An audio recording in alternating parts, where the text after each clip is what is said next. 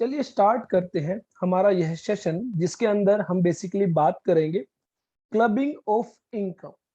That means किसी व्यक्ति की इनकम जब दूसरी व्यक्ति की इनकम में इंक्लूड कर दी जाती है, क्लब कर दी जाती है, that is called clubbing of income. For example, mister X है, इनकी इनकम मान लीजिए है 5 लाख रुपीज, और मिस्टर वाई है और इनकी इनकम मान लीजिए है 7 लाख रुपीज। तो मिस्टर एक्स की कुछ इनकम ऐसी है जो मिस्टर एक्स से ही रिलेटेड है, तो वो जो इनकम है मिस्टर एक्स के हाथ में ही टैक्सेबल होगी। तो ऐसे में 4 लाख रुपीज की इनकम ऐसी इनकम है जो मिस्टर एक्स से रिलेटेड है। लेकिन 1 लाख रुपीज की ऐसी इनकम है जो मिस्टर वाई से रिलेटेड है। तो ऐसे में जो ये 1 लाख रुपीज की इनकम है, ये मिस्टर वाई की इनकम के अंदर इंक्लूड की जाएगी, और ऐसे में मिस्टर वाई की इनकम होगी 8 लाख रुपीज। तो ये जो 1 लाख रुपीज की इनकम मिस्टर वाई की इनकम के अंदर इंक्लूड की गई है, इसको कहा जाता है clubbing of income. Income tax के अंदर सेक्शन 60 टू 65 जो है बेसिकली बात करते हैं provisions of clubbing of income. That is income of other persons included in the assessee's total income. तो जो टैक्स पेयर है, जो एसएससी है, उसकी इनकम के अंदर जब किसी दूसरे व्यक्ति की इनकम इंक्लूड कर दी जाती है, that is called clubbing of income. तो अभी तक हमने जितना भी डिस्कशन किया, कोई भी व्यक्ति है वो 5 हेड्स में अपनी इनकम को कैटेगराइज करता है। तो 5 heads: income under the head salary, income under the head house property, income under the head business profession, income under the head capital gain, income under the head other sources. लेकिन कुछ special cases बताए गए जहां पर किसी दूसरे व्यक्ति की इनकम भी जो है वो एसएससी की इनकम के अंदर इंक्लूड कर दी जाएगी, और it is called as clubbing of income. ऐसा क्यों किया जाता है? अगर लॉजिकली आप समझने की कोशिश करना चाहते हैं तो एक एग्जांपल के जरिए हम समझते हैं।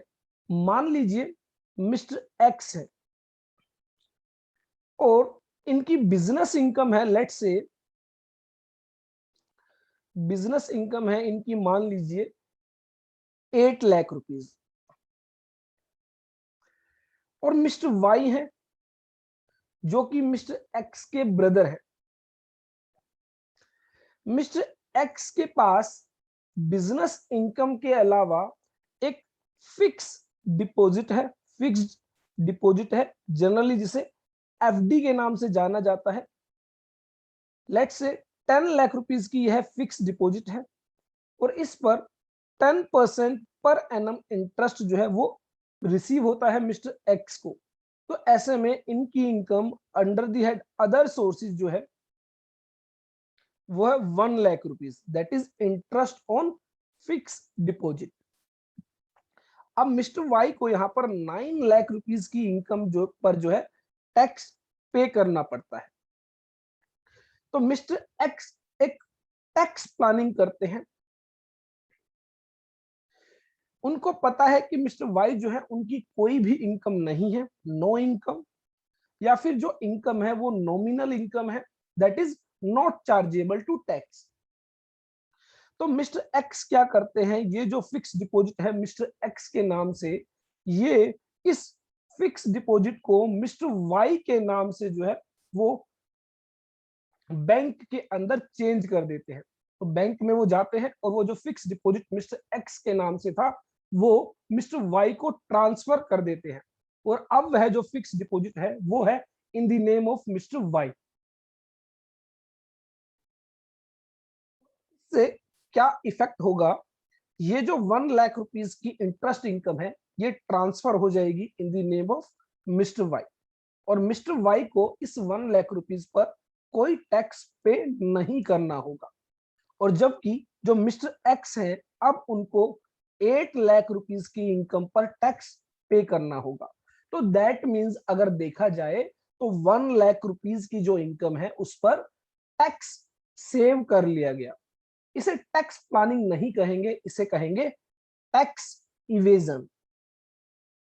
That is tax evasion, tax चोरी। तो यहां पर 1 लाख रुपए की जो इनकम है उस पर टैक्स की चोरी की गई बाय मिस्टर एक्स। तो in that situation clubbing provisions introduce किए गए कि अगर कोई भी व्यक्ति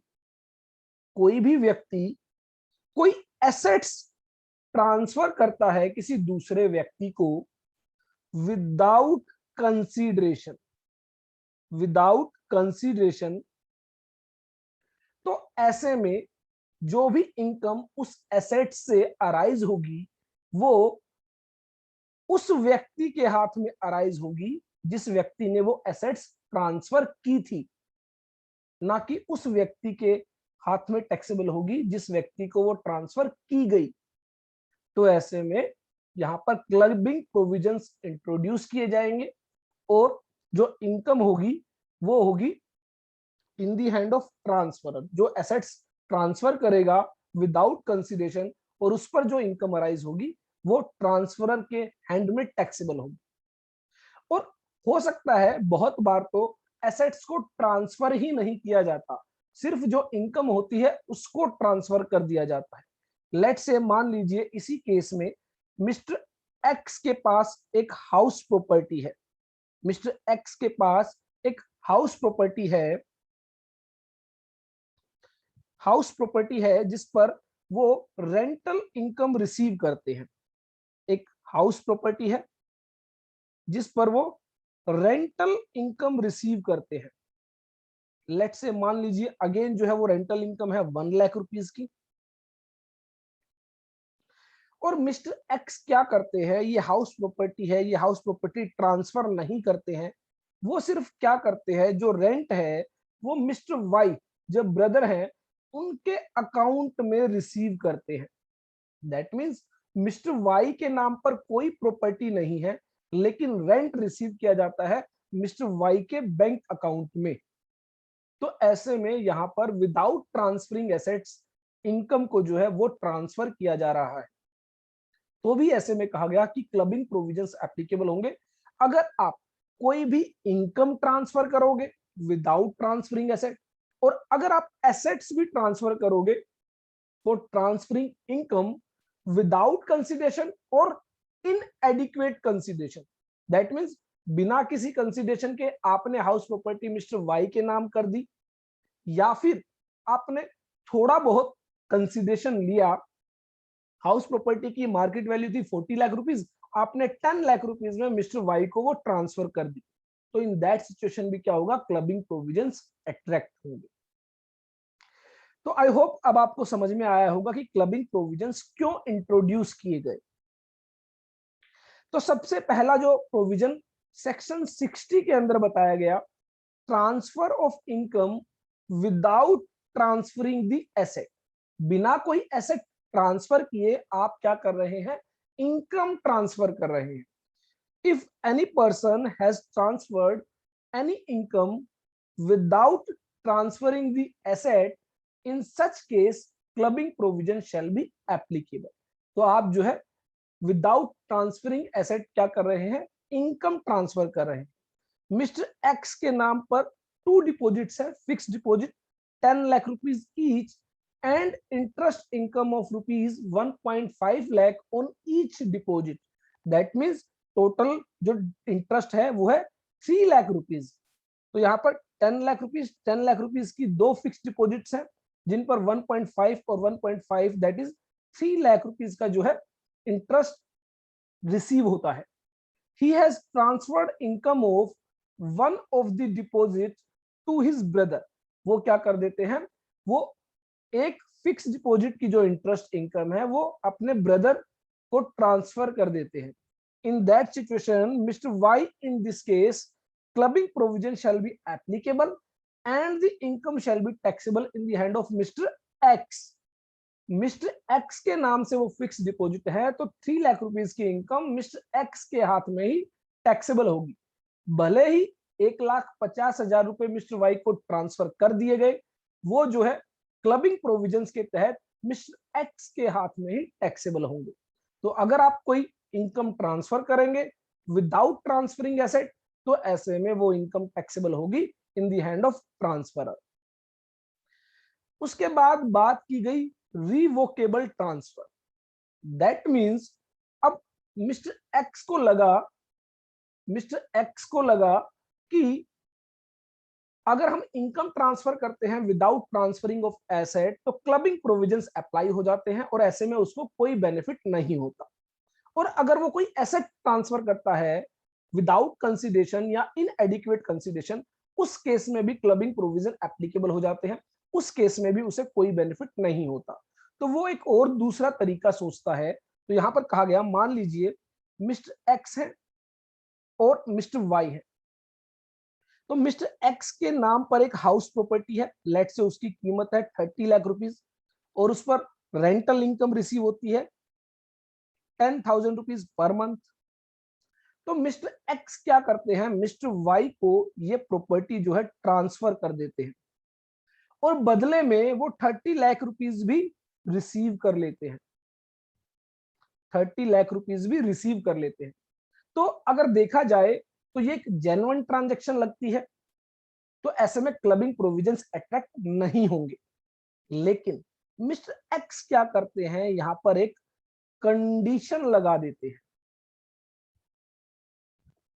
क्या कंडीशन लगा देते हैं कि वो during the life time mister Y की जो लाइफ है, लाइफ टाइम के दौरान मिस्टर एक्स जब चाहे ये प्रॉपर्टी वापस अपने नाम पर रजिस्टर कर सकते हैं। That means resuming of ownership.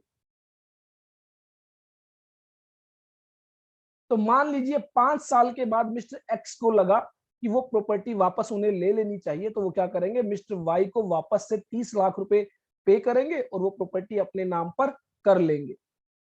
और ऐसे में मिस्टर वाई और किसी व्यक्ति को वो प्रॉपर्टी सेल नहीं कर पाएंगे। तो इसको कहा गया revocable transfer. That means condition लगा दी गई, during the life time mister x जो है कभी भी उस प्रॉपर्टी को वापस ले सकते हैं। तो ऐसे में कहा गया कि अगर ऐसा कोई ट्रांसफर किया गया है तो उस केस में भी भले ही एडिक्वेट कंसिडरेशन हो, जो इनकम टैक्सेबल होगी वो मिस्टर एक्स के हाथ में होगी, that is in the hand of transferor.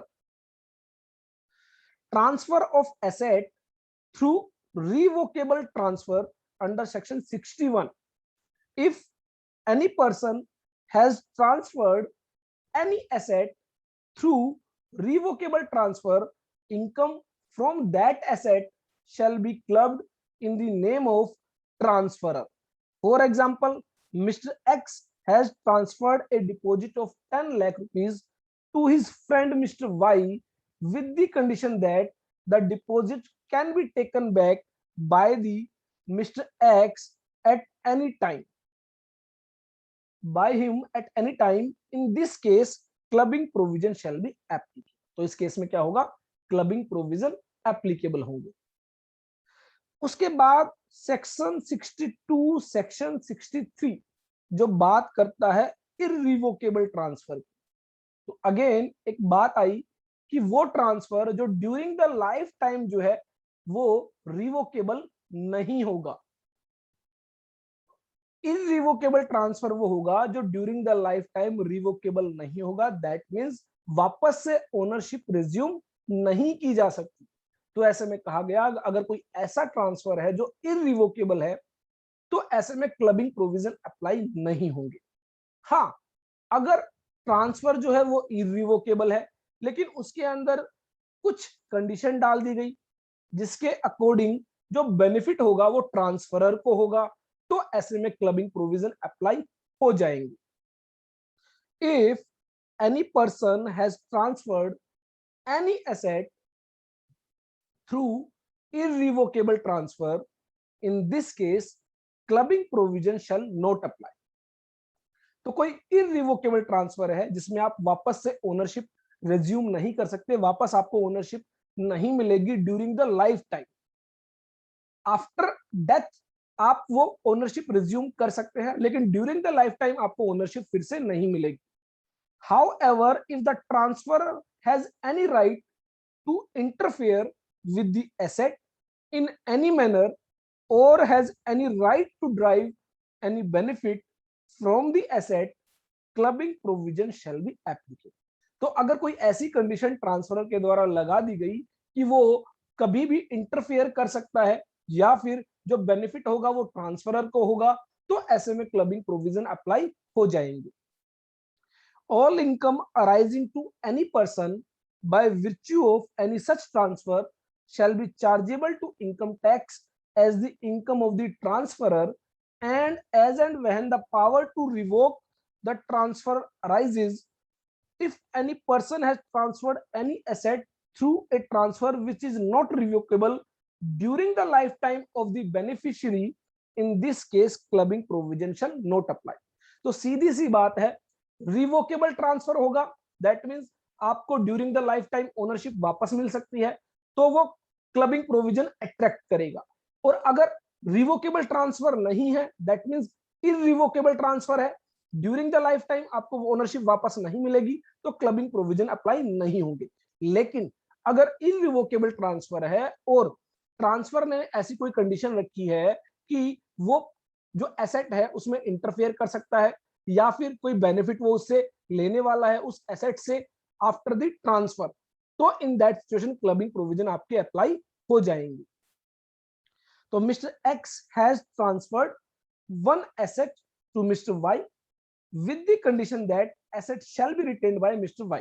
तो मिस्टर एक्स क्या करते हैं, मिस्टर वाई को कोई एसेट ट्रांसफर कर देते हैं और वो जो एसेट है life time of mister Y जो है वो मिस्टर वाई के पास ही रहेगी as long he is alive, and after that the asset shall be taken back by Mr. X. और अगर मिस्टर वाई की डेथ हो जाती है तो वो एसेट मिस्टर वाई के एक्स के द्वारा वापस ले ली जाएगी। इन this case clubbing provision shall not apply. तो यहाँ पर क्लबिंग प्रोविजन जो है अप्लाई नहीं होंगे। तो एक बात का आपको ध्यान रखना है, अगर ownership during the life time ली जा सकती है क्लबिंग होगी, अगर ownership during the life time नहीं ली जा सकती है, आफ्टर डेथ जो है ओनरशिप ली जा सकती है, तो क्लबिंग प्रोविजन अप्लाई नहीं होगी। उसके बाद बताया गया मीनिंग ऑफ रिवोकेबल ट्रांसफर। तो रिवोकेबल ट्रांसफर क्या होगा, a transfer shall be deemed to be revocable if it contains any provision for the retransfer, that is वापस ओनरशिप रिज्यूम करना डायरेक्टली और indirectly of the whole or any part of the income or of the asset to the transferor, or it in any way gives the transferor a right to reassume power directly or indirectly over the whole or any part of the income or the assets। तो ऐसी कोई भी income, ऐसी कोई भी assets जो transfer कर दी गई लेकिन ड्यूरिंग द लाइफ टाइम वो वापस रीअज्यूम की जा सकती है, तो ऐसे में क्लबिंग प्रोविजन अप्लाई होंगे, वो एक रिवोकेबल ट्रांसफर माना जाए। तो सेक्शन 60 जो हम डिस्कस कर चुके हैं, सेक्शन 60 बात करता है अगर आप कोई इनकम ट्रांसफर करते हैं without transferring of asset, all the income arising to any person by virtue of a transfer whether revocable or not. तो कोई भी ऐसा ट्रांसफर चाहे वो रिवोकेबल हो चाहे इररिवोकेबल हो, अगर आप इनकम ट्रांसफर कर रहे हैं without transferring asset, whether affected before or after of the commencement of this act shall, where there is no transfer of the asset from which the income arise, shall be chargeable to income tax as the income of the transferor and shall be included in the total income। तो पहले part में बात की गई income की, तो अगर आप इनकम ट्रांसफर करेंगे, एसेट ट्रांसफर नहीं करेंगे, तो क्लबिंग प्रोविजन अप्लाई होगा, चाहे वो इररिवोकेबल ट्रांसफर हो चाहे वो रिवोकेबल ट्रांसफर हो। तो यहाँ पर कोई एसेट ट्रांसफर हो ही नहीं रही है, यहाँ पर सिर्फ इनकम ट्रांसफर हो रही है, तो ऐसे में क्लबिंग प्रोविजन अप्लाई होंगे।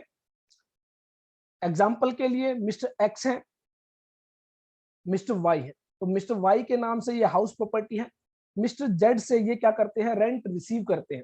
तो मिस्टर वाई मिस्टर जेड को इंस्ट्रक्शंस देते हैं कि वो रेंट पे करें उनके ब्रदर को, उनके भाई को, जबकि house property in the name of mister Y जो है रजिस्टर्ड है। तो यहाँ पर सिर्फ इनकम ट्रांसफर की गई है, एसेट ट्रांसफर नहीं की गई।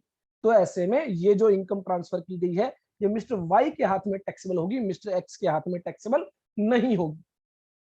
तो सेक्शन 60 के अकॉर्डिंग अगर आप कोई इनकम ट्रांसफर करेंगे विदाउट ट्रांसफरिंग एसेट, यहाँ पर एसेट ट्रांसफर नहीं की गई है, तो ऐसे में इनकम जो है मिस्टर वाई के हाथ में टैक्सेबल होगी।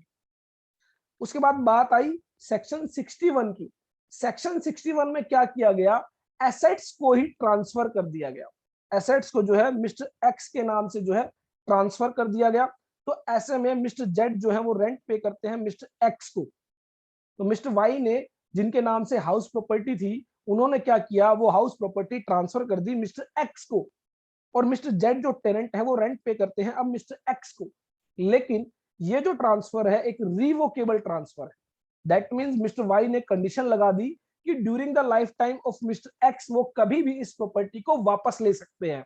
तो ऐसे में कहा गया अगर ये एक रिवोकेबल ट्रांसफर है तो ऐसे में जो भी इनकम अराइज होगी मिस्टर एक्स को इस एसेट से वो टैक्सेबल होगी in the hand of mister Y. तो ध्यान रखें, अगर आप कोई एसेट ट्रांसफर करते हैं और वो ट्रांसफर जो है एक रिवोकेबल ट्रांसफर है, तो ऐसे में जो भी इनकम अराइज होगी उस एसेट से वो in the hand of transfer taxable होगी। उसके बाद बात की गई सेक्शन 62 की। द प्रोविजन ऑफ सेक्शन 61 जो बात करते हैं रिवोकेबल ट्रांसफर की, shall not apply to any income arising to any person by virtue of a transfer by way of trust which is not revocable during the lifetime of the beneficiary and in the case of any other transfer which is not revocable during the lifetime of the transfer। तो basically यहां पर बताया गया कि section 61 कहता है कि कोई भी रिवोकेबल ट्रांसफर आप करोगे तो इनकम जो है वो ट्रांसफरर के हैंड में टैक्सेबल होगी। तो सेक्शन 61 62 के अंदर एक्सेप्शन बताए गए कि अगर कोई ट्रांसफर रिवोकेबल तो है लेकिन during the life time of the beneficiary revocable नहीं है, उसको हम क्या मानेंगे, इरिवोकेबल, और उस केस में क्लबिंग प्रोविजन अप्लाई नहीं होंगे।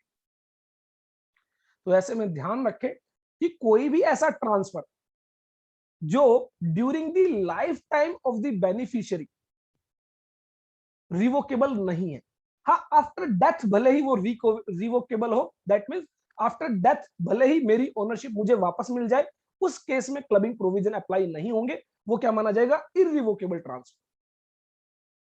तो आपको ध्यान रखना है ड्यूरिंग द लाइफ टाइम अगर मुझे ओनरशिप वापस मिल सकती है वो रिवोकेबल माना जाएगा, और अगर ड्यूरिंग द लाइफ टाइम मुझे ओनरशिप वापस नहीं मिल सकती, आफ्टर डेथ ओनरशिप वापस मिल सकती है, तो वो इरिवोकेबल माना जाएगा, क्लबिंग प्रोविजन अप्लाई नहीं होंगे।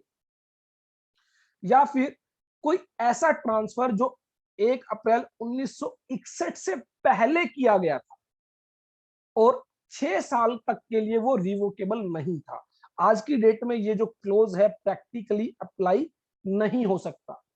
ये जो क्लोज है बेसिकली 1 अप्रैल 1961 से पहले अगर कोई ट्रांसफर किया गया था और वो 6 साल तक अगर रिवोकेबल नहीं था तो वो इरिवोकेबल माना जाता था। लेकिन आज की डेट में सिर्फ वही ट्रांसफर जो during the life time revocable नहीं है वो इरिवोकेबल माना जाएगा और उस केस में क्लबिंग प्रोविजन अप्लाई नहीं होंगे। तो मान लीजिए मिस्टर राम है, वो क्या करते हैं, ट्रांसफर करते हैं प्रॉपर्टी टू ए ट्रस्ट, एक ट्रस्ट को प्रॉपर्टी ट्रांसफर कर देते हैं और उस ट्रस्ट में जो बेनिफिशियरी होंगे वो होंगे रहीम एंड श्याम। तो ऐसे में mister X has a right to revoke the trust during the life time of Ram and Rahim. तो यहां पर वर्ड लिखा गया ड्यूरिंग द लाइफ टाइम, तो इसका मतलब राम जो है वो कभी भी वापस ओनरशिप ले सकते हैं उस प्रॉपर्टी की।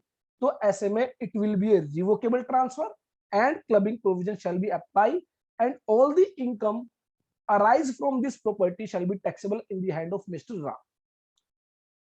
और अगर mister Ram transfer a property to Shyam, mister Ram क्या करते हैं एक प्रॉपर्टी श्याम को ट्रांसफर कर देते हैं और Ram has a right to revoke such transfer during the life time of Shyam. तो श्याम की जो लाइफ है उसके दौरान वो कभी भी ओनरशिप वापस ले सकते हैं, तो ये भी क्या माना जाएगा, रिवोकेबल ट्रांसफर, और ऐसे में जो भी इनकम होगी वो मिस्टर राम के हैंड में टैक्सेबल होगी। हाँ, अगर मान लीजिए जो ट्रस्ट को प्रॉपर्टी दी गई एग्जांपल के अंदर, जो राम, रहीम और श्याम के लिए जो प्रॉपर्टी दी गई, अगर वो during the life time of Rahim and Shyam revocable नहीं है, तो ऐसे में क्लबिंग प्रोविजन अप्लाई नहीं होगी। दूसरी बात जो आपको ध्यान रखनी, ये जो ट्रांसफर है, वापस से आप ओनरशिप रिज्यूम कर लेंगे, दैट मीन्स आप अपनी ओनरशिप वापस ले लेंगे। ऐसा भी हो सकता है कि आपने कोई प्रॉपर्टी ट्रांसफर की और वो एक रिवोकेबल ट्रांसफर है, दैट मीन्स आप ड्यूरिंग द लाइफ टाइम आप उससे वो प्रॉपर्टी कभी भी वापस ले सकते हैं। लेकिन मान लीजिए आपने कभी प्रॉपर्टी वापस ली ही नहीं, तो क्या ऐसे में क्लबिंग अप्लाई होगी? The answer is yes. अगर एक बार एग्रीमेंट के अंदर ये क्लोज है कि आप कभी भी ओनरशिप वापस ले सकते हैं, तो भले ही आप ओनरशिप वापस ले या ना ले, इससे कोई फर्क नहीं पड़ता। अगर आपने ये टर्म्स, ये कंडीशंस एग्रीमेंट के अंदर की है कि आप कभी भी इस ओनरशिप को वापस ले सकते हैं during the life time of the beneficiary, तो ऐसे में क्लबिंग प्रोविजन अप्लाई होंगे। तो ये बेसिकली बताया गया सेक्शन 61, 62 में। सेक्शन 63 हमें बेसिकली बताता है रिवोकेबल ट्रांसफर किसे माना जाएगा, जो ऑलरेडी हम डिस्कस कर चुके हैं।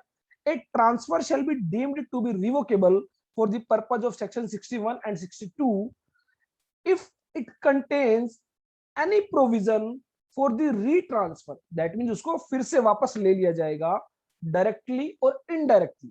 तो मान लीजिए डायरेक्टली का मतलब यह है कि मैं वापस से अपने नाम पर ट्रांसफर कर लेता हूं, और इनडायरेक्टली का मतलब यह है कि मान लीजिए मैं अपने नाम से ट्रांसफर ना लेकर अपने बेटे के नाम से, अपनी वाइफ के नाम से, अपने ब्रदर के नाम से वापस उस प्रॉपर्टी को ले लेता हूं, of the whole or any part of the income or the assets to the transferor, तो ऐसे में वो क्या माना जाएगा? रिवोकेबल ट्रांसफर माना जाएगा।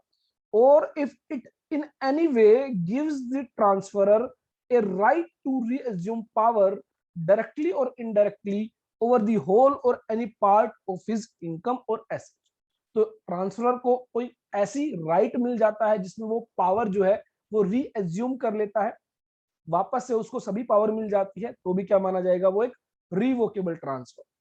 Transfer includes any settlement, trust, covenant, agreement और अरेंजमेंट। तो कोई भी एग्रीमेंट अगर आप करते हैं, कोई भी अरेंजमेंट आप करते हैं, कोई ट्रस्ट आप फॉर्म करते हैं, कोई सेटलमेंट आप करते हैं, वो सभी क्या माने जाएंगे? ट्रांसफर माने जाएंगे। और अगर ये ट्रांसफर रिवोकेबल ट्रांसफर है, तो ऐसे में क्लबिंग प्रोविजन अप्लाई होगा।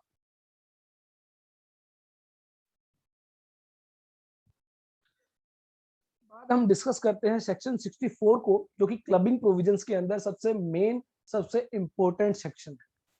सेक्शन 60, 61, 62, 63 ये जो है सभी एसएससीज पर एप्लीकेबल होता है, भले ही वो इंडिविजुअल हो, फर्म हो, कंपनी हो, एओपी हो, बीओआई हो। लेकिन सेक्शन 64 जो एप्लीकेबल होता है वो only in case of individual applicable होता है, that means in case of HUF, firm, company, AOP, BOI, section 64 apply नहीं होता है। तो income of individual to include income of spouse, minor child etcetera. तो इंडिविजुअल की इनकम में जो स्पाउस की इनकम है वो क्लब की जाएगी, या फिर जो माइनर चाइल्ड है उनकी जो इनकम है वो क्लब की जाएगी।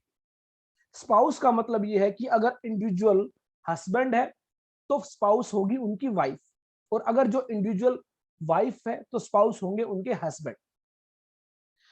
तो transfer of assets to spouse under section 64 subsection 1, if any person has transferred any asset other than a house property, house property के अलावा जो भी कोई एसेट ट्रांसफर की जाएगी टू स्पाउस डायरेक्टली और indirectly without adequate consideration, in such case income of the asset shall be included in the income of transferor। तो यहां पर मान लीजिए मिस्टर एक्स है और मिसिज एक्स है।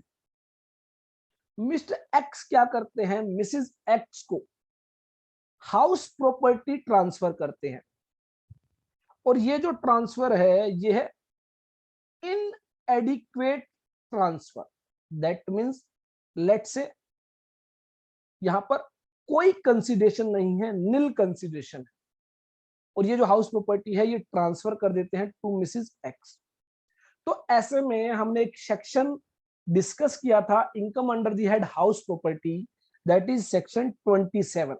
और सेक्शन 27 ये कहता है कि अगर कोई भी व्यक्ति अपने स्पाउस को हाउस प्रॉपर्टी ट्रांसफर करता है विदाउट कंसिडरेशन या फिर इनएडिक्वेट कंसिडरेशन, तो ऐसे में जो डीम्ड ओनर होगा वो ट्रांसफरर माना जाएगा। दैट मींस मिस्टर एक्स क्या माने जाएंगे, डीम्ड ओनर। और जो भी इनकम इस हाउस प्रॉपर्टी से होगी वो टैक्सेबल होगी in the hand of mister x. अब मान लीजिए मिस्टर एक्स जो है मिस्सेस एक्स को हाउस प्रॉपर्टी ट्रांसफर नहीं करते हैं, वो कोई एनी अदर एसेट, और कोई एसेट, अदर एसेट कुछ भी हो सकता है। लेट्स से मान लीजिए फिक्स डिपॉजिट है जो इन the name of mister x, वो ट्रांसफर कर देते हैं मिसेस एक्स को विदाउट कंसिडरेशन, बिना किसी कंसिडरेशन के। तो इस फिक्स डिपॉजिट से जो भी इंटरेस्ट इनकम होगी वो मिसेस एक्स के हाथ में टैक्सेबल नहीं होगी, वो मिस्टर एक्स के हाथ में टैक्सेबल होगी। तो यहां पर सेक्शन 64 सब सेक्शन 1 कहता है कि if any person has transferred any asset other than a house property. Other than house property का मतलब है कि जो हाउस प्रॉपर्टी की बात की गई वो बात की गई सेक्शन 27 में, और यहां पर जो बात की गई है हाउस प्रॉपर्टी के अलावा और कोई एसेट अगर आप ट्रांसफर करोगे विदाउट कंसिडरेशन, तो in that situation income of the asset, जो इनकम की यहां पर बात की गई है उस एसेट से जो इनकम अराइज होगी वो क्लब होगी in the hand of transfer. अब एक बात यहां पर आ सकती है कि सर मिस्टर एक्स अगर मिसेस एक्स को हाउस प्रॉपर्टी ट्रांसफर करेंगे तो कैपिटल गेन अट्रैक्ट हो जाएगा। तो आंसर इज नो। हमने एक सेक्शन रीड किया था सेक्शन 47, जहां पर बात की गई थी अगर आप कोई भी कैपिटल एसेट गिफ्ट करते हैं तो कैपिटल गेन अराइज नहीं होगा। तो सेक्शन 47 के अकॉर्डिंग कैपिटल गेन अराइज नहीं होगा। एक और सेक्शन हमने डिस्कस किया था सेक्शन 56, जब हमने income under the head other sources को डिस्कस किया था, वहां पर हमने ये डिस्कस किया था कि अगर कोई इमूवेबल प्रॉपर्टी, लैंड और बिल्डिंग या फिर कोई भी कैपिटल एसेट आप ट्रांसफर करते हैं टू दी रिलेटिव, वहां पर रिलेटिव को बताया गया था। तो हमने देखा था जो स्पाउस होती है वो भी रिलेटिव्स में कवर होती है। तो ऐसे में रिलेटिव्स को कोई भी इमूवेबल प्रॉपर्टी, कोई भी कैपिटल एसेट अगर आप ट्रांसफर करोगे तो वहां पर अदर सोर्सेज हेड में भी कोई इनकम टैक्सेबल नहीं होगी। तो इसलिए मिस्टर एक्स और मिसेस एक्स के हैंड में कोई कैपिटल गेन, कोई अदर सोर्सेज इनकम जो है टैक्सेबल नहीं होगी। लेकिन उस एसेट से जो रेंटल इनकम अराइज होगी, अगर वो हाउस प्रॉपर्टी है या फिर एनी अदर एसेट है, मान लीजिए फिक्स डिपॉजिट है, तो उससे जो इंटरेस्ट इनकम अराइज होगी वो टैक्सेबल होगी in the hand of transferor, अगर वो विदाउट कंसिडरेशन या इनएडिक्वेट कंसिडरेशन ट्रांसफर की गई है। If the asset is transferred for adequate consideration, अगर एडिक्वेट कंसिडरेशन दैट मींस जो कंसिडरेशन है वो मार्केट रेट से पे किया गया है, तो ऐसे में कोई क्लबिंग प्रोविजन अप्लाई नहीं होगी। तो मान लीजिए इस हाउस प्रॉपर्टी की जो वैल्यू थी वो थी 30 लाख रुपीज, और मिसेस एक्स ने मिस्टर एक्स को 30 लाख रुपीज ही क्या किए, पे किए। और ये जो ट्रांसफर है ये रिवोकेबल ट्रांसफर नहीं है। That means during the life time mister x उस प्रॉपर्टी को वापस नहीं ले सकते, तो ऐसे में कोई क्लबिंग प्रोविजन अप्लाई नहीं होगा। सेम वे में जो अदर एसेट, मान लीजिए फिक्स डिपॉजिट 10 लाख रुपीज का फिक्स डिपॉजिट ट्रांसफर किया गया और मिसेस एक्स क्या करती है 10 लाख रुपीज मिस्टर एक्स को पे कर देती है, तो ऐसे में जो इंटरेस्ट इनकम होगी वो मिसेस एक्स के हाथ में टैक्सेबल होगी, मिस्टर एक्स के हाथ में टैक्सेबल नहीं होगी। तो दैट मींस अगर कोई कंसिडरेशन पे कर दिया गया है टू दी ट्रांसफरर और वो जो कंसिडरेशन है वो एडिक्वेट कंसिडरेशन है, सुफिशिएंट कंसिडरेशन है, दैट मींस जितना होना चाहिए था उतना ही कंसिडरेशन पे कर दिया गया। Similarly if the asset is transferred under an agreement to live apart, तो बेसिकली आपने देखा है बहुत सारे केसेस में डाइवोर्सेस या फिर दोनों हस्बैंड वाइफ जो है अलग अलग रहते हैं, तो ऐसे में उनको जो है हाउस प्रॉपर्टी या कोई एसेट दी गई है as per under an agreement to live apart, तो ऐसे में clubbing provision shall not apply. तो मिस्टर एक्स है वो ट्रांसफर कर देते हैं one deposit to mister Y Mrs. X by charging full consideration of 10 lakh rupees. In that case, income shall not be included in the hand of Mr. X. तो अगर वो जो fix deposit transfer किया गया bye mister X, तो Mrs x अगर 10 lakh rupees पे कर देती है तो ऐसे में जो इंटरेस्ट इनकम होगी वो मिसेज एक्स के हाथ में टैक्सेबल होगी। और अगर मान लीजिए जो हाउस प्रॉपर्टी या जो कैपिटल एसेट जो भी एसेट दी गई है वो agreement to live apart, that means divorce file किया गया है, और ऐसे में बहुत बार देखा जाता है कि जो लिव अपार्ट अलग अलग रहने के बदले में कुछ कंपनसेशन दिया जाता है, तो उस वजह से अगर कोई एसेट ट्रांसफर की जा रही है तो क्लबिंग प्रोविजन अप्लाई नहीं होगी। If there is inadequate consideration, तो देखो यहां पर दो टर्म है, एक है without consideration, that means consideration है ही नहीं जिसको जनरली गिफ्ट कहा जाता है, और एक है इनएडिक्वेट consideration, that means 30 lakh rupees की प्रॉपर्टी थी और 10 लाख रुपीस पे किए गए, तो ऐसे में कहा गया कि जो कंसिडरेशन पे कर दिया गया उसकी जो इनकम होगी वो ट्रांसफरी के हैंड में टैक्सेबल होगी, और जो कंसिडरेशन इनएडिक्वेट था दैट मींस 30 लाख रुपए की प्रॉपर्टी थी, 10 लाख रुपीस पे किए गए, 20 लाख रुपीस का जो डिफरेंस है उस पर जो इनकम होगी वो ट्रांसफरर मिस्टर एक्स के हाथ में टैक्सेबल होगी। सेम वे में फिक्स डिपॉजिट था 10 लाख रुपीस का, लेकिन पे किए गए 2 लाख रुपीस, तो ऐसे में 2 लाख रुपीस पर जो इंटरेस्ट इनकम होगी वो मिसेज एक्स के हाथ में टैक्सेबल होगी, और 8 लाख रुपीस पर जो इंटरेस्ट इनकम होगी वो मिस्टर एक्स के हाथ में टैक्सेबल होगी। If there is inadequate consideration, clubbing provision shall be applicable only with regard to the income relating to that part of the consideration that is inadequate। तो जितना difference है जो इनएडिक्वेट कंसिडरेशन है उस पार्ट पर ट्रांसफरर के हाथ में इनकम टैक्सेबल होगी। मिस्टर एक्स ने one deposit of rupees 10 lakh transfer किया टू मिसेज एक्स, और मिसेज एक्स ने 7 लाख रुपीज जो है वो पे कर दिए, तो इसका मतलब 7 लाख रुपीज पर जो इनकम होगी वो मिसेज एक्स के हाथ में टैक्सेबल होगी, और 3 लाख रुपीज पर जो इनकम होगी वो मिस्टर एक्स ट्रांसफरर के हाथ में क्लब कर दी जाएगी। In order to apply clubbing provision, relationship of husband and wife must exist on the date of transfer of the assets and also on the date of income, otherwise clubbing provision shall not apply। तो मान लीजिए यहां पर कहा गया कि जो husband wife का जो रिलेशनशिप है वो जब एसेट्स ट्रांसफर की गई तब भी होना चाहिए, और जब उससे इनकम अराइज होगी तब भी होना चाहिए।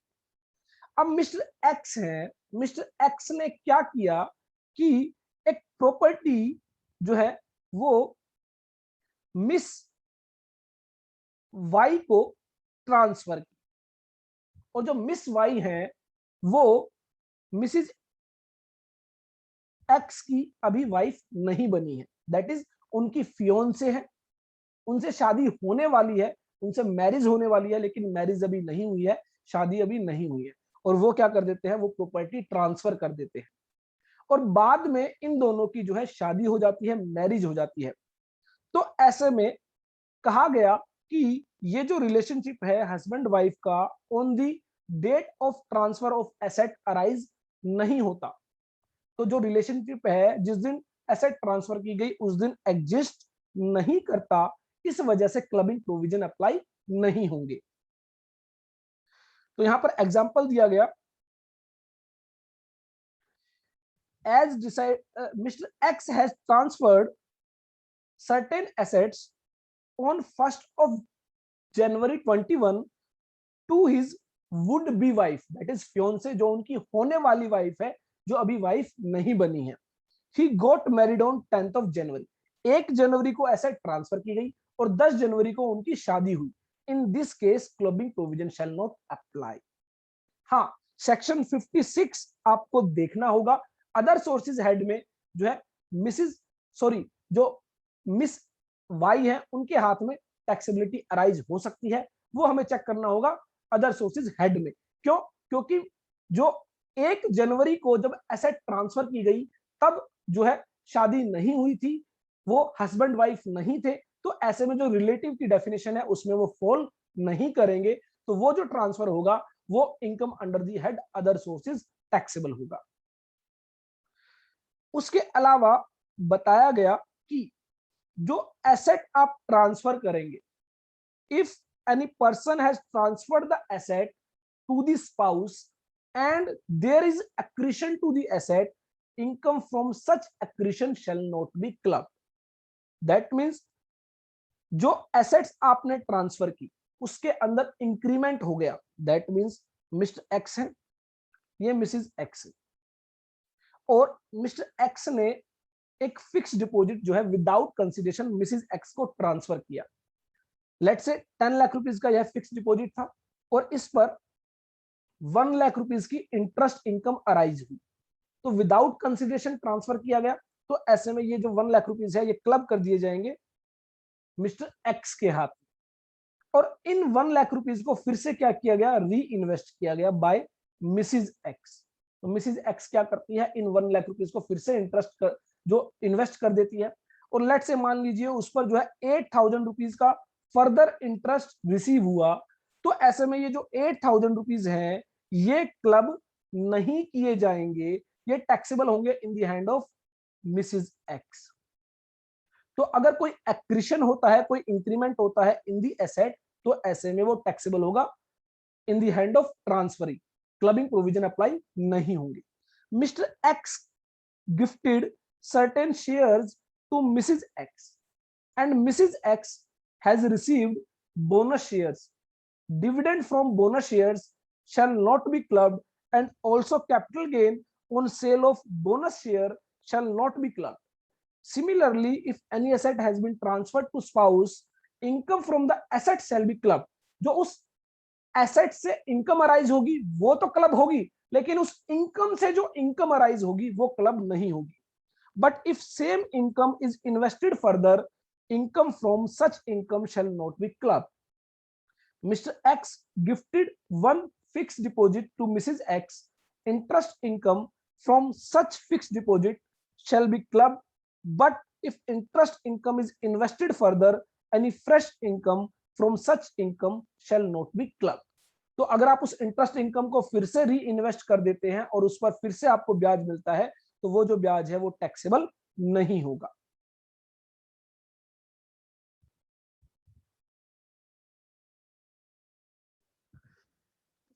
बताया गया कि अगर जो इंडिविजुअल है वो अपने स्पाउस को कोई एसेट ट्रांसफर कर देता है विदाउट कंसिडरेशन या इनएडिक्वेट कंसिडरेशन, और वो जो एसेट है वो ट्रांसफरी के द्वारा, स्पाउस के द्वारा यूज कर ली जाती है बिजनेस के अंदर, तो ऐसे में उस बिजनेस में जो भी इनकम अर्न होगी वो क्लब होगी in the hand of individual, in the hand of transferor. कितनी क्लब होगी, प्रोपोर्शनेटली, जितनी इनकम इन्वेस्ट की गई उतनी इन्वेस्टमेंट पर ही जो इनकम होगी वो क्लब होगी। Whether where the asset transferred directly और indirectly by an individual to the spouse has been invested by the transferee in any business. तो मान लीजिए मिस्टर एक्स ने मिसिज एक्स को जो है कोई एसेट ट्रांसफर की और वो एसेट मिसिज एक्स के द्वारा बिजनेस के अंदर यूज कर ली गई, बिजनेस के अंदर इन्वेस्ट कर दी गई। The income arising out of the business to the transferee in any previous year shall be clubbed in the income of transfer, but for this purpose capital as on the first day of the relevant previous year shall be taken into consideration. Example के जरिए समझने की कोशिश करते हैं। Mister x ने क्या किया, 5 लाख रुपीस मिसिज एक्स को गिफ्ट किए। कब गिफ्ट किए, 1 अप्रैल 2020 को। और मिसिज एक्स ने क्या किया, इन 5 लाख रुपीस से एक नया बिजनेस स्टार्ट किया। She invested in the proprietary business on the same day, 1 अप्रैल को ही नया बिजनेस स्टार्ट कर दिया गया और उस नए बिजनेस से प्रॉफिट होता है 2 लाख रुपीस का। तो in that situation entire 2 lakh rupees will be taxable in the hand of mister x. In this case, entire income of rupees 2 lakh shall be clubbed in the income of Mr. X. दूसरा example हम discuss करते हैं। Mrs x जो कि 1 अप्रैल 2020 को 5 lakh rupees लगाकर एक business start करती है। ये जो अमाउंट लगाई गई, ये लगाई गई बाय मिसिज एक्स। और मिस्टर एक्स भी क्या करते हैं, 5 लाख रुपीस जो है मिसिज एक्स को गिफ्ट कर देते हैं। और ये 5 लाख रुपीस भी क्या कर दिए जाते हैं, मिसिज एक्स के द्वारा बिजनेस के अंदर इन्वेस्ट कर दिए जाते हैं। तो इसका मतलब ये हुआ 1 अप्रैल 2020 को 5 लाख रुपीस तो मिसिज एक्स के द्वारा लगाए गए, और 1 अप्रैल 2020 को ही 5 लाख रुपीस लगाए गए मिसिज एक्स के द्वारा, जो गिफ्ट किए गए बाय मिस्टर एक्स। तो that means 10 lakh rupees invest किए गए, and it is the proprietary business, profit is 2 lakh rupees. 2 lakh रुपए का प्रॉफिट यहां पर जो है वो अराइज हुआ। तो ऐसे में कहा गया कि फर्स्ट डे को जो कैपिटल है उसके अकॉर्डिंगली इनकम क्लब होगी। तो यहाँ पर जो 5 लाख रुपीस जो है मिस्टर एक्स के जो लगाए गए हैं वो है 5 लाख, और 2 लाख रुपए का प्रॉफिट हुआ है, और टोटल इन्वेस्टमेंट है 10 लाख रुपीस की, और जो मिस्टर एक्स के द्वारा गिफ्ट की गई वो है 5 लाख रुपीस। तो ऐसे में यहाँ पर कहा गया 1 लाख रुपए का जो प्रॉफिट होगा वो टैक्सेबल होगा in the hand of mister X. In this case income of rupees 1 lakh shall be clubbed in the hand of mister x. Mrs x तीसरा एग्जांपल डिस्कस करते हैं। One business on 1 April 20 with capital of rupees 5 lakh. 5 lakh रुपए की capital है, और mister X क्या करते हैं, 5 लाख रुपए गिफ्ट कर देते हैं ऑन 20th ऑफ अप्रैल। तो यहाँ पर 20 अप्रैल को जो है वो अमाउंट दी गई है, and she invested in the proprietary business. और वो क्या करती है, प्रोप्राइटरशिप बिजनेस के अंदर उसको इन्वेस्ट कर देती है, और उससे 2 लाख रुपीस का प्रॉफिट अराइज होता है। In this case, income from business shall not be included in the income of Mr. X. कोई क्लबिंग प्रोविजन अप्लाई नहीं होगा। रीजन बीइंग 1 अप्रैल 2020 को जो अमाउंट लगाई गई थी 5 लाख रुपीस, वो लगाई गई थी बाय मिसिज एक्स, और जो अमाउंट मिस्टर एक्स के द्वारा गिफ्ट की गई वो की गई 20 अप्रैल 2020 को। जबकि लॉ के अंदर कहा गया है कि जो first day of the relevant previous year, जो 1/4/2020 को जो अमाउंट इन्वेस्ट की जाएगी बाय मिस्टर एक्स, उस अमाउंट पर क्लबिंग अप्लाई होगी। तो यहाँ पर 1 अप्रैल 2020 को मिस्टर एक्स के द्वारा कोई अमाउंट गिफ्ट नहीं की गई, कोई अमाउंट मिसेस एक्स के द्वारा इन्वेस्ट नहीं की गई जो मिस्टर एक्स से ली गई हो, वो ली गई 20 अप्रैल को। तो दैट मीन्स अब नेक्स्ट ईयर जो प्रॉफिट होगा उस पर क्लबिंग प्रोविजन अप्लाई होंगे, क्योंकि 1 अप्रैल 2021 को जो अमाउंट इन्वेस्ट की गई है मिस्टर एक्स से लेकर वो है 5 लाख रुपीस। तो ये आपको ध्यान रखना है। इन this case income from business shell not be clubbed in the hand of mister x because amount was transferred in business after the first day.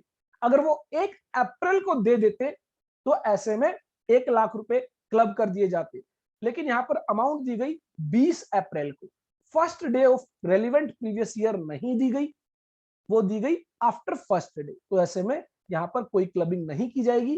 Next year जो प्रॉफिट होगा उस केस में क्लबिंग अप्लाई होगी।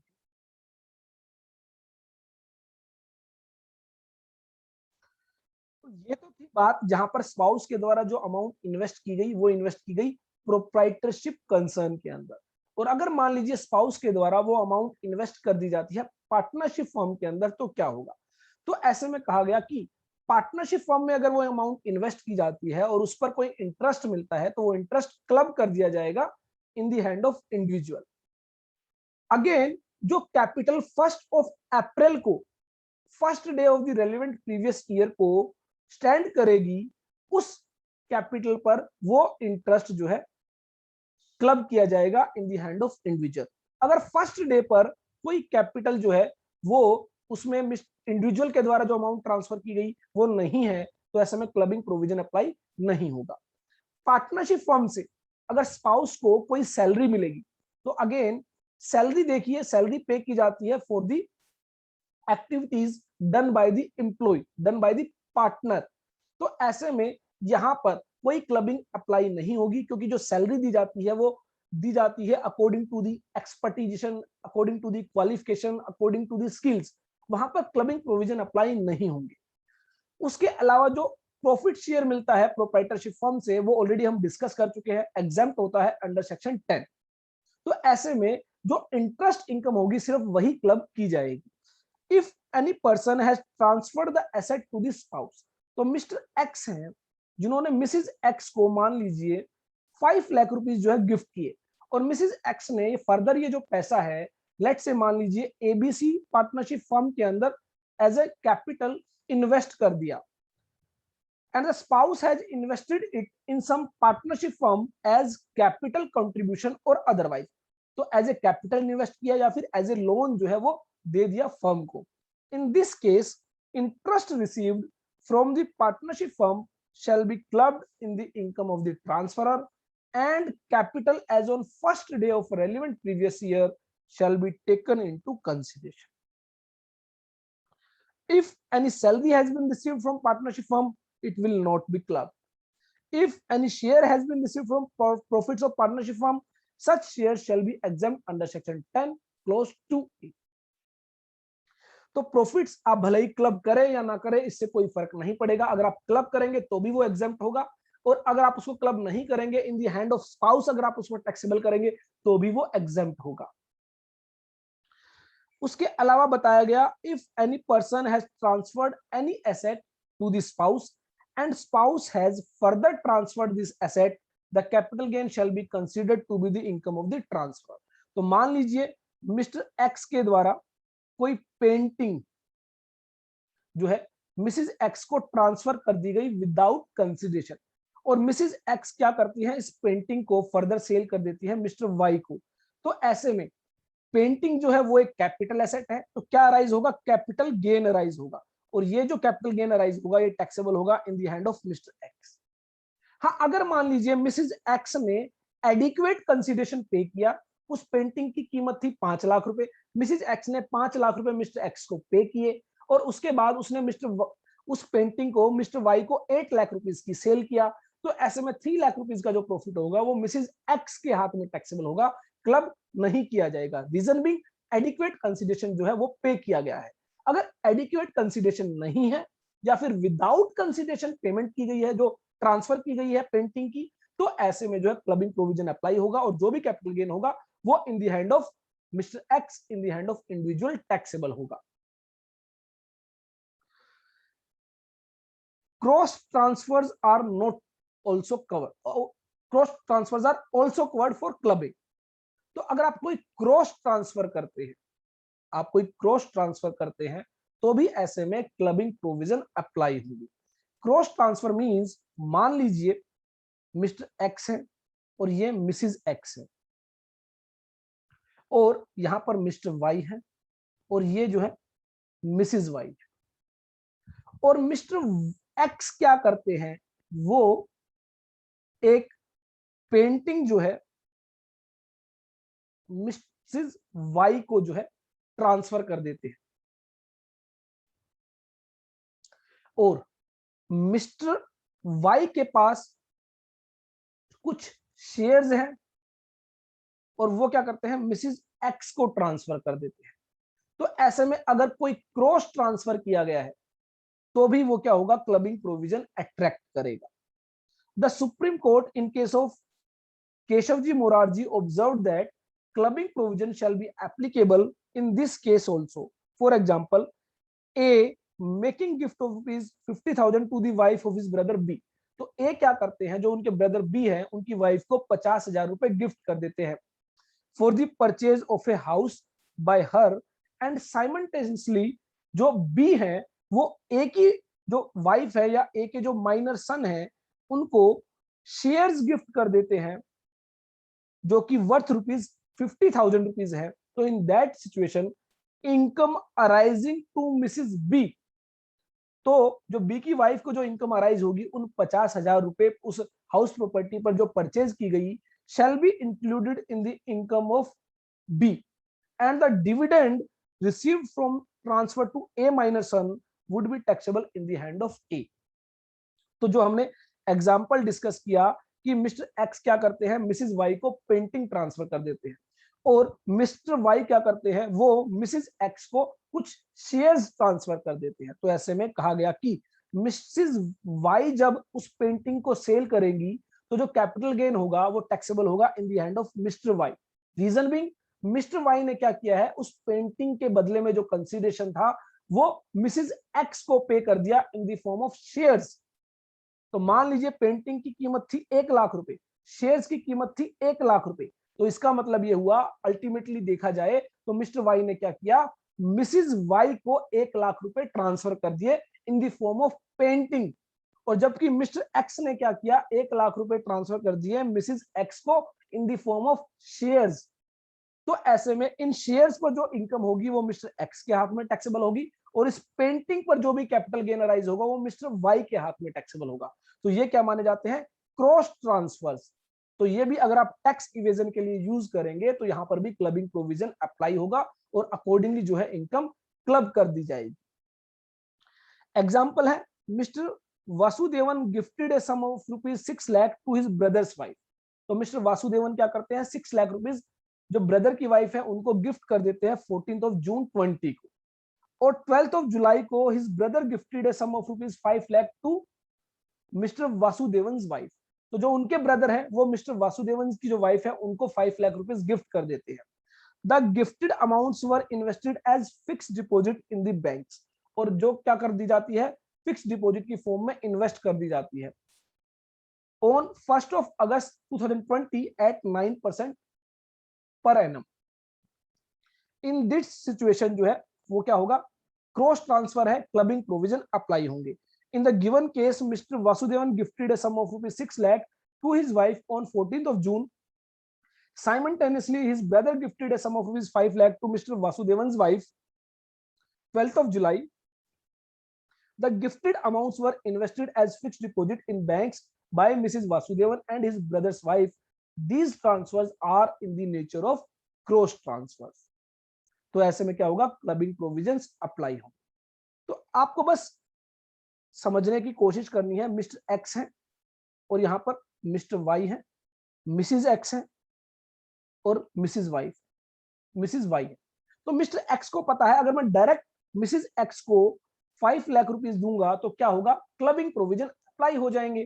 तो उन्होंने क्या किया, mister x ने मिसिज वाई को वो जो है अमाउंट गिफ्ट कर दी, और मिस्टर वाई ने मिसिज एक्स को वो अमाउंट गिफ्ट कर दी। तो देखा जाए तो इनडायरेक्टली हुआ क्या है, मिस्टर वाई ने मिसिज वाई को ट्रांसफर किया है और मिस्टर एक्स ने मिसिज एक्स को ट्रांसफर किया है। तो इस तरह के ट्रांसफर्स को भी प्रोहिबिट करने के लिए क्लबिंग प्रोविजन जो है वो लगा दिए गए। Accordingly, the income from the asset transfer would be assessed in the hand of the deemed transferor, deemed owner, because the transfers are so intimately connected to the form part of a single transaction. अगर देखा जाए तो बस वो एक single transaction है, लेकिन उसको क्रॉस ट्रांसफर्स के जरिए जो है मैनिपुलेट किया जा रहा है। And each transfer constitutes consideration for the other by being mutual or otherwise. If two transactions are interconnected and are part of the same transaction in such way that it can be said that circuitous method was adopted as a device to evade tax, the implication of clubbing provision would be a track. It was so held by the apex court in the case of Keshavji Morarji. तो supreme court में भी जो है इसको जो है decide कर दिया गया है, क्लबिंग प्रोविजंस यहां पर अप्लाई होंगे। Accordingly the interest income arising to Mrs Vasudevan in the form of interest on fixed deposit would be included in the total income of Mr. Vasudevan, and interest income arising in the hand of his brother's wife would be taxable in the hand of Mr. Vasudevan's brother as per section 64 subsection 1 to the extent of the amount of the transfer, that is 5 lakh rupees. This is because Mr. Vasudevan and his brother are the indirectly transfer the income to their respective spouse with an intention to reduce the burden of tax. तो ऐसे में क्या किया जाएगा, clubbing provision जो है वो apply किए जाएंगे। उसके बाद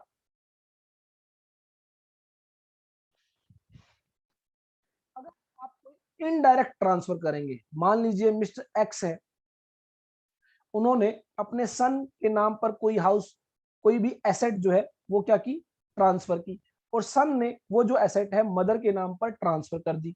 तो ऐसे में अगर देखा जाए तो इनडायरेक्टली मिस्टर एक्स के द्वारा मिसेज एक्स को जो है वो एसेट जो है ट्रांसफर की गई है, तो यहाँ पर क्लबिंग प्रोविजन अप्लाई होंगे।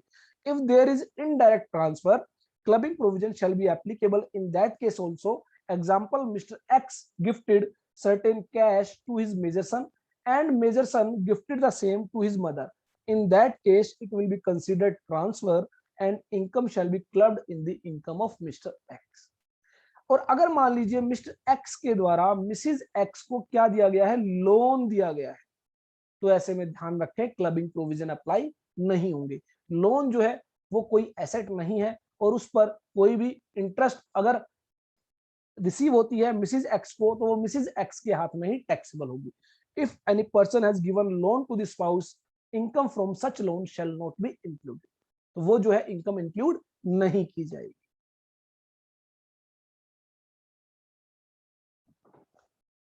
इसके अलावा कहा गया कि अगर कोई इंडिविजुअल अपने सन की वाइफ को कोई एसेट ट्रांसफर करता है तो भी क्लबिंग प्रोविजन अप्लाई होंगे।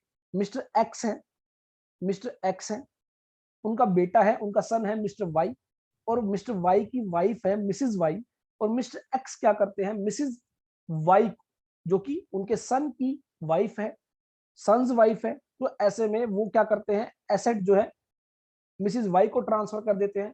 तो इस एसेट से जो भी इनकम मिसिज वाई को होगी वो क्लब की जाएगी in the hand of mister x. Any income if any person has transferred the asset to son's wife, in this case clubbing provision shall apply in the similar manner as in the case of transfer of the asset to the spouse. जैसे spouse को अगर आप transfer करते हैं तो clubbing होती है, वैसे ही जो सन्स वाइफ है उसके केस में भी क्लबिंग प्रोविजन अप्लाई होंगे। Transfer of asset to any other person, तो स्पाउस के अलावा या सन्स वाइफ के अलावा आप और किसी व्यक्ति को ट्रांसफर करते हैं तो क्लबिंग प्रोविजन अप्लाई नहीं होंगे। बट अगर वो ट्रांसफर रिवोकेबल ट्रांसफर है तो ऐसे में क्लबिंग प्रोविजन अप्लाई हो जाएंगे। If any person has transferred the asset to any other person, clubbing provision shall not be applicable. हाँ, कैपिटल गेन और अदर सोर्सेज में इनकम जो है वो टैक्सेबल हो सकती है, जो हमने डिस्कस किया था सेक्शन 56 के अंदर। But if the transferor has any right to receive any benefit from the asset, or the benefit shall be received by the spouse of the transferor or by son's wife of the transferor, in that case clubbing provision shall be applicable. तो मान लीजिए mister x ने mister Z को कोई asset transfer की, और ऐसे में कहा गया कि मिस्टर जेड क्या करेंगे, मिसिज एक्स को या फिर जो उनकी सन्स वाइफ है उनको कोई बेनिफिट देंगे, तो ऐसे में क्लबिंग प्रोविजन अप्लाई होंगे और उस एसेट से जो भी इनकम होगी वो मिस्टर एक्स के हाथ में टैक्सेबल होगी।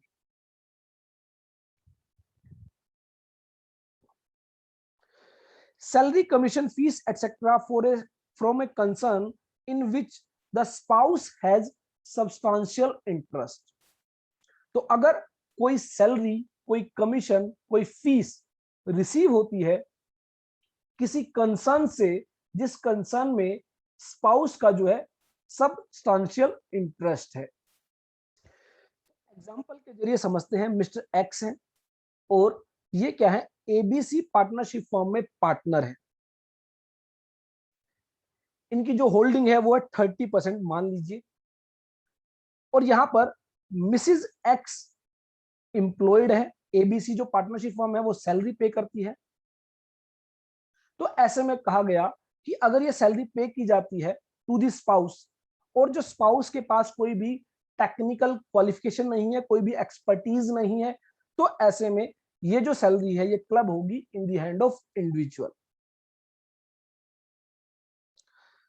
If any person is getting salary, commission, fees or any other remuneration, whether cash or kind, from a concern in which his or her spouse has substantial interest and further salary etc.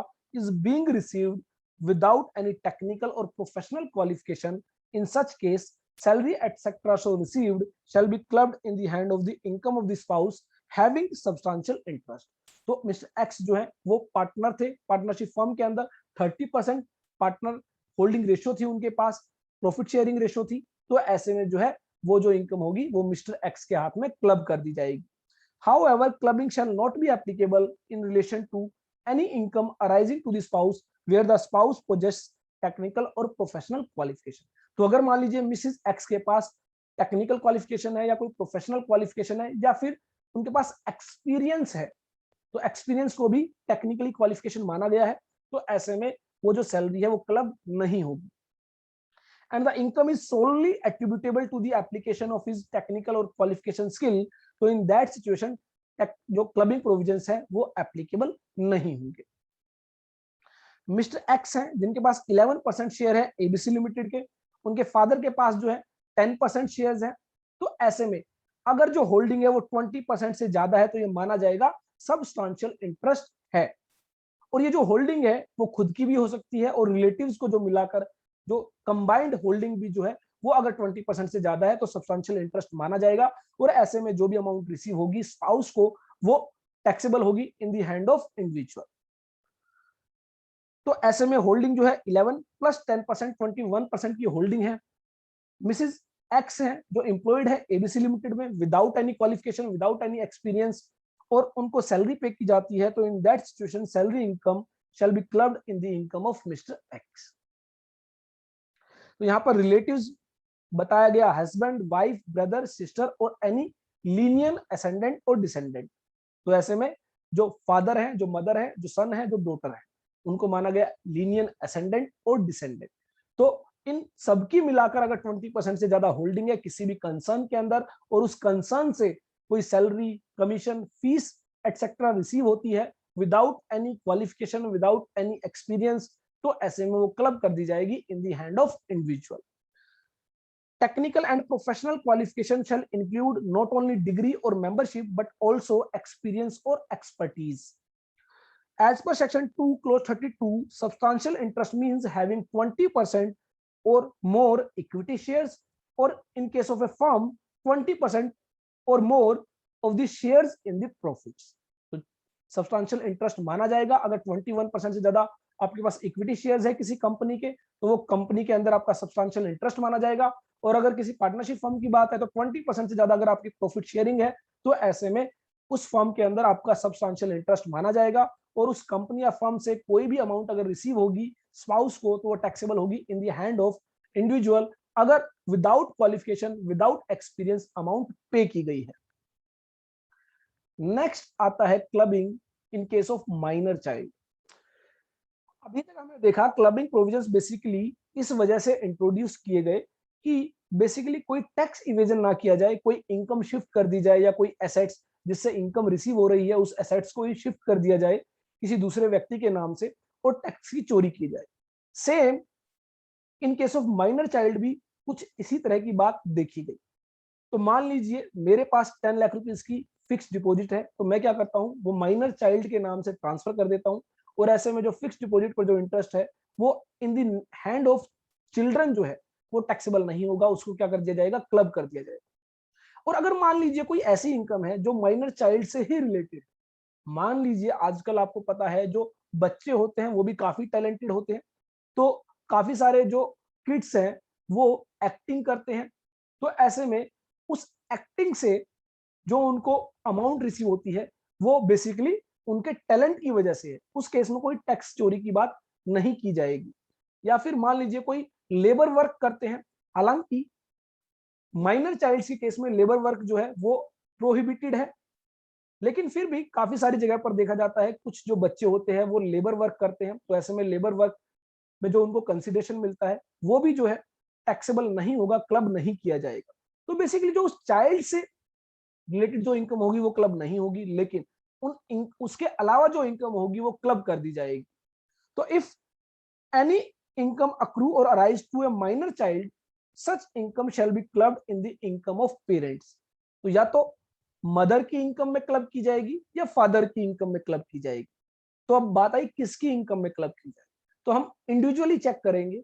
अगर mother की income ज्यादा है तो mother की income में club होगी, और अगर फादर की इनकम ज्यादा है तो फादर की इनकम में क्लब होगी। दैट मीन्स मदर और फादर में से जिसकी भी इनकम ज्यादा होगी उस इनकम के अंदर क्लब की जाएगी।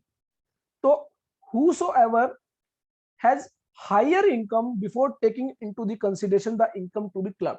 तो माइनर इनकम, माइनर चाइल्ड की इनकम क्लब करने से पहले जो उनकी इनकम है वो जिसकी भी ज्यादा होगी दोनों में से उसकी इनकम में क्लब की जाएगी। और एक बार जिसकी इनकम में क्लब कर दी जाती है तो कंसिस्टेंटली उसी की इनकम में जो है वो माइनर चाइल्ड की इनकम क्लब की जाएगी आगे आने वाले सालों में भी। If the marriage of mother father does not subsist, in that case income shall be clubbed in the income of mother or father whosoever maintains the minor child।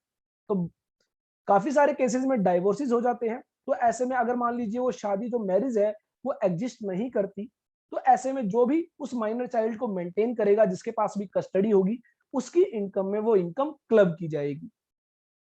Minor child for this purpose shall include even an adopted child. तो अगर कोई adopted child है उस case में जो भी income होगी उस अडोप्टेड चाइल्ड की वो भी क्लब की जाएगी। And also include step child. तो जो स्टेप चाइल्ड है तो वो भी जो है इंक्लूड किया जाएगा। बेसिकली जो जो सेकंड वाइफ से जो चाइल्ड है तो वो भी इंक्लूड होंगे। However, it will not include the minor child suffering from a disability mentioned under section 80U। तो सेक्शन 80U के अंदर जो डिसेबिलिटी बताई गई है, अगर कोई माइनर चाइल्ड उनसे सफर कर रहा है तो ऐसे माइनर चाइल्ड की जो इनकम होगी वो क्लब नहीं की जाएगी। For example, minor son of mister X has interest income of ₹2 lakh. तो मिस्टर एक्स का जो माइनर सन है उसकी ₹2 लाख की इंटरेस्ट इनकम है, and the minor child is suffering from a disability. In that situation clubbing provision shall not apply. हाँ, अगर वो डिसेबल नहीं है तो ऐसे में क्लबिंग प्रोविजन अप्लाई हो जाएंगे। If minor child has income through minor manual labor or has income through activity involving application of his skills, talents, specialization, knowledge and experience, तो उसकी वजह से अगर कोई इनकम है तो वो क्लब नहीं होगी। इन this case clubbing provision shall not apply, rather it will be considered to be the income of the minor child and his tax liability shall be computed separately and the return shall be filed by his father as guardian। तो उसकी अलग से return of income file होगी as a guardian. तो मैंने आपको बताया था जो भी मैनुअल लेबर है उसके बदले में कुछ पैसा मिला, या फिर आपके पास जो टैलेंट है, स्किल है, उस बच्चे के पास जो नॉलेज है उसके बेस पर अगर कोई पैसा मिलेगा तो वो क्लब नहीं किया जाएगा। रीजन बीइंग वहां पर टैक्स चोरी की कोई इंटेंशन नहीं है। If the income of minor child is to be clubbed, exemption shall be allowed under section 10 clause 32 up to ₹1500 per annum। तो मान लीजिए 2 लाख रुपीस की इंटरेस्ट इनकम है जो क्लब की जानी है, तो उसमें से 1500 रुपए की जो है छूट दी जाएगी, 1,98,500 रुपए क्या किए जाएंगे, क्लब किए जाएंगे। तो example, minor son of Mrs X has interest income on a fix deposit ₹35,000। In this case amount to be clubbed will be 35,000 minus 1500, that is 33,500। if any minor child has casual income and such income is to be clubbed, in that case exemption of ₹1500 shall be allowed or not, it is controversial। तो इसके regarding कोई clarity आज तक नहीं है। अगर बच्चे ने कोई कैजुअल इनकम जो है रिसीव की है तो ऐसे में क्या 1500 रुपए की छूट मिलेगी या नहीं मिलेगी। अगर हम अदर सोर्सेज हेड को डिस्कस करें जहां पर हमने देखा था तो वहां पर साफ साफ कहा गया था कैजुअल इनकम से कोई भी डिडक्शन या कोई भी अलावेंस आपको नहीं दिया जाएगा। तो जनरली हम लोग रिकमेंड करते हैं अगर माइनर चाइल्ड के केस में कोई कैजुअल इनकम है तो आप उसको पूरी की पूरी इनकम को क्लब करेंगे, 1500 रुपए की जो छूट है वो आप नहीं लेंगे। अब उसके बाद बात आई कि सर जो क्लबिंग की जाएगी वो किस हेड में की जाएगी। दैट मींस हमारे 5 हेड्स ऑफ इनकम होते हैं। Income under the head salary, income under the head house property, income under the head business profession, income under the head capital gain और income under the head other sources. तो clubbing provision में एक बात आपको ध्यान रखनी है कि वो जो इनकम जिस हेड में फॉल करती है उसी हेड में क्लब की जाएगी। For example, interest income taxable होती है under the head other sources, तो आप उसको अदर सोर्सेज हेड में ही क्लब करेंगे। फॉर एग्जाम्पल, अगर कोई सैलरी इनकम है, बच्चे को कोई सैलरी मिल रही है उसके टैलेंट की वजह से, उसकी नॉलेज की वजह से, उसकी स्किल की वजह से, तो आप income under the head salary taxable करेंगे। अगर कोई कैपिटल गेन अराइज हुआ है तो वो आप कैपिटल गेन हेड में ही क्लब करेंगे। क्लबिंग प्रोविजन में किसी भी सेक्शन के अंडर अगर आप क्लबिंग कर रहे हैं, सेक्शन 60, 61, 62, 64, तो आप उसी हेड में क्लबिंग करेंगे जिस हेड में वो इनकम फॉल करेगी। If any person has transferred any asset to minor married daughter, clubbing provision shall applicable in that case also. Minor married daughter of Mrs. X has interest income of rupees 1 lakh from bank deposit. In this case, income shall be clubbed in the income of mother or father whosoever higher income and exempt under section 1032 shall be allowed. तो basically जो minor child है, चाहे वो married है चाहे वो unmarried, हालांकि थोड़ा सा इलॉजिकल लगता है कि माइनर चाइल्ड मैरिड कैसे हो सकता है। जनरली जो बाल विवाह है वो प्रोहिबिटेड है, इलीगल है, लेकिन फिर भी बहुत सारी जगह पर ऐसा देखा जा सकता है जो माइनर चाइल्ड है उनकी शादी कर दी जाती है, तो उस केस में भी जो है क्लबिंग प्रोविजन अप्लाई होंगे और जो इनकम होगी वो मदर और फादर जिसकी भी इनकम ज्यादा होगी उसके केस में टैक्सेबल होंगे। हालांकि जो 1500 रुपए की एग्जम्पशन है वो आप क्लेम कर सकते हैं। If minor child has income from manual labor or through activity involving application of his skill, talent or specialized knowledge and experience, such income shall not be clubbed. But if such income has been invested further, any new income shall be clubbed in the income of mother or father. तो अगर मान लीजिए किसी talent की वजह से minor child को 5 lakh rupees की इनकम रिसीव होती है तो वो क्लब नहीं की जाएगी, लेकिन उस 5 लाख रुपीस को जब इन्वेस्ट कर दिया जाएगा उस पर जो इंटरेस्ट इनकम होगी वो क्लब की जाएगी। तो ये आपको ध्यान रखना है, सिर्फ 2 ही केसेस में इनकम क्लब नहीं होगी, 3 केसेस में या तो मैनुअल लेबर है या फिर टैलेंट, स्किल, नॉलेज, एक्सपीरियंस की वजह से वो इनकम है या फिर एटीयू के तहत डिसेबिलिटी है। उसके अलावा बाकी सभी इनकम्स जो है क्लबिंग की जाएगी। माइनर सन है जो कि चाइल्ड एक्टर है, इनकम है 5 lakh rupees from stage acting, the income will not be club, but if the amount was invested by him in a bank as fixed deposit, interest on such fixed deposit will be clubbed. तो ये आपको ध्यान रखना है, minor child के case में जो है इनकम जो है कैसे क्लब की जाती है। बहुत सारे केसेस में प्रैक्टिकली ये आपको देखने को नहीं मिलेगा। रीजन बीइंग, जनरली होता क्या है, जो माइनर चाइल्ड्स होते हैं उनके जो बैंक अकाउंट्स होते हैं उसमें बहुत कम इंटरेस्ट होता है और इसके अलावा माइनर चाइल्ड के नाम पर जनरली कोई इनकम नहीं होती। लेकिन फिर भी आपको लोगों को ध्यान रखना चाहिए कि अगर आप अपने क्लाइंट के लिए रिटर्न फाइल कर रहे हैं या आप अपने लिए रिटर्न फाइल कर रहे हैं और आपको लगता है जो माइनर चाइल्ड है, भले ही वो सन है, भले ही वो डॉटर है, भले ही वो मैरिड है, भले ही वो अनमैरिड है, तो माइनर चाइल्ड की जो इनकम होगी वो क्लब की जाएगी in the hand of mother और फादर हुजएवर हायर इनकम, जिसकी भी हायर इनकम है उसकी हैंड में टैक्सेबल होगी।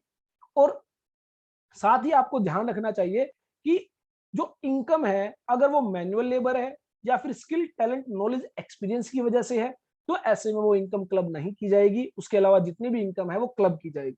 और 1500 रुपए पर चाइल्ड, अगर मान लीजिए 2 बच्चों की, 2 माइनर चाइल्ड है उनकी आप इनकम क्लब कर रहे हैं तो आप 1500 प्लस 1500 3000 रुपए की जो है एग्जम्पशन क्लेम करेंगे अंडर सेक्शन 10 क्लोज 32। तो ये जो है बेसिकली क्लबिंग प्रोविजंस बताए गए रिगार्डिंग माइनर चाइल्ड। इसके अलावा जो लास्ट प्रोविजन बताया गया इन case of Hindu undivided family, तो हमने देखा जो हिंदू अनडिवाइडेड फैमिली होती है उनके केसेस में जो मेंबर्स होते हैं वो क्या करते हैं, कुछ एसेट्स जो है एचयूएफ को, हिंदू अनडिवाइडेड फैमिली को गिफ्ट कर देते हैं। तो ऐसे में वो जो एसेट्स गिफ्ट की गई है हिंदू अनडिवाइडेड फैमिली को, इससे अगर हिंदू अनडिवाइडेड फैमिली को कोई भी इनकम होगी तो वो उस मेंबर के हैंड में क्लब कर दी जाएगी जिसने वो एसेट गिफ्ट की है, ट्रांसफर की है। If any member of HUF has gifted any asset to the HUF, income from such asset shall be clubbed in the income of such member. अब हुआ क्या, कुछ समय के बाद इस HUF का जो है पार्टीशन कर दिया गया। तो जब पार्टीशन होता है तो ये जो एसेट्स होती है ये डिस्ट्रीब्यूट कर दी जाती है टू दी मेंबर्स। तो ऐसे में जब पार्टीशन कर दिया जाएगा और ये एसेट डिस्ट्रीब्यूट हो जाएगी, उसके बाद जो इनकम होगी मेंबर्स के हाथ में वो क्लब नहीं होगी। लेकिन इस एसेट्स में से जो भी part spouse of the member को रिसीव होगा, स्पाउस ऑफ द मेंबर जिसने वो एसेट ट्रांसफर की थी, उस पार्ट पर जो इनकम होगी वो क्लब कर दी जाएगी in the hand of member.